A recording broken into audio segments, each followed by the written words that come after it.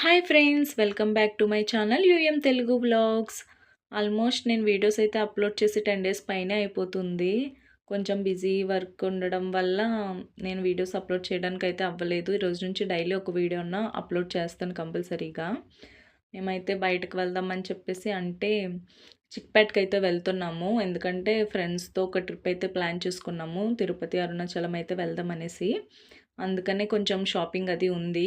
So చిక్పేట్కి నేను ఎప్పుడు వెళ్ళలేదు, బెంగళూరులో ఉంటున్నా. కానీ చిక్పేట్లో అయితే మనకి అన్నీ దొరికేస్తాయి. ఆల్మోస్ట్ మనకు కావాల్సినవన్నీ దొరుకుతాయి. ఇంకా డెకరేటివ్ ఐటమ్స్, పూజా ఐటమ్స్, డ్రెస్సెస్, ఇంకా హోల్సేల్గా కూడా మనకి అన్నీ దొరుకుతాయి.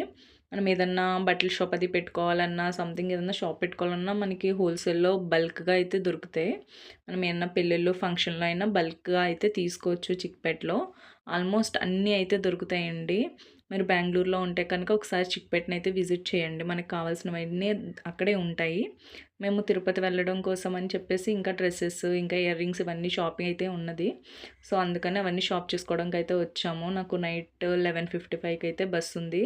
తిరుపతి వెళ్ళాలి, బెంగళూరు నుంచి తిరుపతి.